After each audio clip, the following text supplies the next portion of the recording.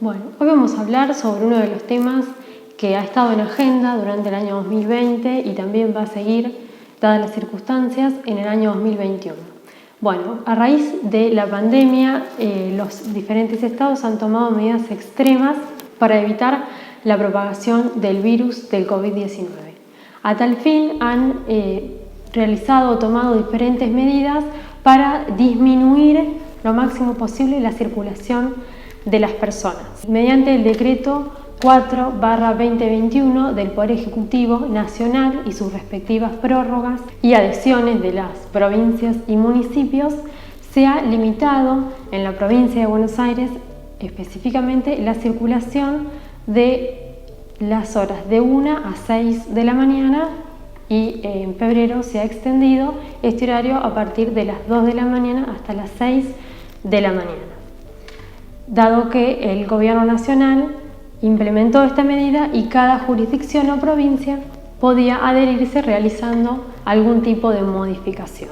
A lo que respecta a la medida en sí, nuestra Constitución Nacional establece en su artículo 23 la herramienta jurídica ya desde el proyecto de Constitución Nacional de Alberdi establecía este método denominado, o esta herramienta denominado estado de sitio, que precisamente tiene la facultad de suspender las garantías constitucionales, ciertas garantías constitucionales. Esta es la herramienta, el método que se debería haber utilizado, que el presidente Alberto Fernández debería haber utilizado. Sin embargo, evita utilizar esta medida tan extrema y decide dictar diferentes decretos de necesidad y urgencia, dotándolos de otro nombre, otra denominación, un tanto más amigable, como toque de queda sanitario o otros nombres que pueden llegar a ser más amigables y no tan chocantes como el estado de sitio. Seguramente, ¿por qué trata de hacerlo?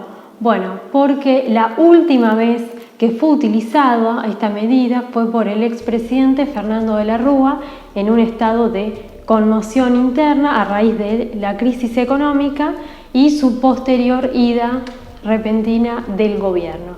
Entonces, Alberto Fernández lo que no quiere hacer es utilizar esta herramienta como la ley lo indica y que su gobierno quede tachado de haber tenido que utilizar esta herramienta. Es importante remarcar o repasar algunas de las características del estado de sitio a fin de que todos los ciudadanos seamos veedores del efectivo cumplimiento en caso de que esta medida se aplique lisa y llanamente. O bien, si se aplican estas semimedidas restrictivas de la libertad en casos extremos como se han aplicado en marzo, abril y mayo en nuestro país, o en el caso de la provincia de Formosa, que se siguen aplicando, que todos los ciudadanos seamos veedores de las decisiones y de las medidas que toman nuestros gobernantes y que tomemos esas medidas y que apliquemos el criterio de razonabilidad. Es decir, estas medidas tienen que ser aplicadas a fin de poder evitar la propagación o mitigar las consecuencias de contagio del COVID-19, pero siempre y cuando se salvaguarden el resto de los derechos constitucionales, que no pueden ser violados de ninguna manera. Entonces, para repasar, esta medida es excepcional porque solamente puede ser aplicada en casos de conmoción interior o de ataque exterior. Es preventiva porque se trata de evitar que se rompa o que se perturbe la Constitución Nacional. No es represiva, ¿sí? No puede ser aplicada como un medio de coerción o de represión, sino es una medida de seguridad. Está sujeta a derecho, es una medida que se aplica y que debe controlarse la legalidad de la misma, el modo o la forma en la cual está siendo aplicada. Es restrictiva, porque en caso de duda ante una situación que dé a una especie de confusión o de duda, debe estarse siempre a favor del ciudadano.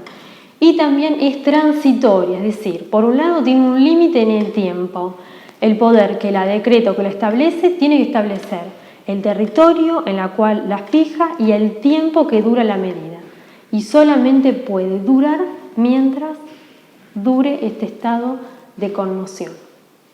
Por otro lado, también otra de las cosas importantes que tenemos que tener en cuenta es que esta medida suspende las garantías constitucionales, pero de ninguna manera las extingue. Por lo tanto, siempre que se aplique esta medida deben salvaguardarse, como dijimos anteriormente, los derechos humanos.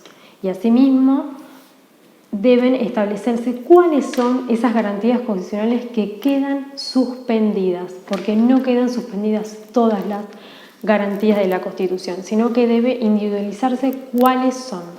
Por otro lado, la Constitución establece que el Congreso es el encargado de declarar el estado de sitio. Así está establecido en el artículo 75 de la Constitución, donde se establecen todas las facultades que tiene el Congreso, y la declaración del estado de sitio es una de ellas. En el caso de que la haya declarado el Poder Ejecutivo, porque el Congreso estaba en receso o porque la situación así lo ameritó, es decir, no estaban dadas las circunstancias para el llamado a una sesión del Congreso, el Congreso luego debe avalar, es decir, aprobar o desaprobar esta medida.